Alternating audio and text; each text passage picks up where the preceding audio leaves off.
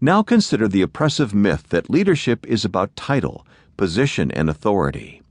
These things are merely accessories. In this world we elect presidents, appoint CEOs, and in about 4 dozen cases still crown kings and queens. But there's no coronation of leaders in the true sense of the word. To robe yourself in the outward vestments of a leader does not make you one. That kind of equipment is visible evidence of power, but please do not mistake it for leadership. The formal conferral of authority no more makes you a leader than a black turtleneck makes you the CEO of a tech company. Rank can only hint at the possibility, that's all. I meet scores of individual contributors who are convinced that they are not leaders because they possess no formal status. I also meet scores of managers who think they are simply because they do. Both groups are terribly wrong. Under intensifying pressure to become flat, lean, and competitive, organizations today ask employees at every level to step up and be leaders, to lead from every level, every seat, and every role. And yet, most employees hold no title, position, or authority.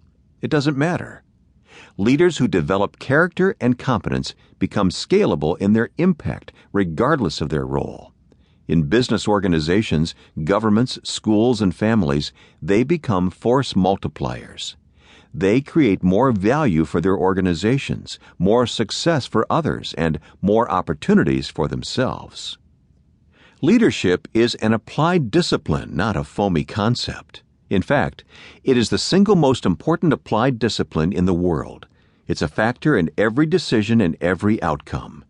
In every human collective, the family, the fourth-grade classroom, the multinational corporation, the repertory dance theater, the startup, and the monkish order, performance is always traceable to leadership. And true leadership is always traceable to influence based on credibility forged from character and competence.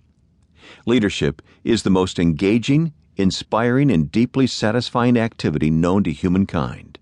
Through leadership, we have the opportunity to progress, overcome adversity, change lives, and bless the species. The beautiful thing about leadership is that anyone can aspire to it. It's within reach if you are willing to learn, work, and get out of your own way. Leadership scholars Warren Bennis and Bert Nanas wrote, "The truth is that major capacities and competencies of leadership can be learned. Whatever natural endowments we bring to the role of leadership, they can be enhanced." Character and competence. To become a better leader, you will need both character and competence. Character to influence positively and competence to influence effectively. The two bleed into each other. Having one does not cancel the need for the other or compensate for the lack of the other. Leaders do not make decisions based on character or competence alone. The two domains are overlapping magisteria. The heart and the head, motive and skill, intent and technique, moral strength and intellectual horsepower. For example, judgment is a combination of integrity and knowledge. Productivity is a combination of discipline and skill. Collaboration is a combination of humility and communication. Character needs competence, and competence needs character. Character is the core, competence is the crust. Together, they represent leadership's irreducible minimum. Character represents the truth of who you are and what you stand for. It's a basic measure of your moral makeup and the degree to which you govern yourself from the inside, based on values and a self-imposed ethical creed. William Wordsworth described the leader of character as one whose high endeavors are an inward light that makes the path before him always bright.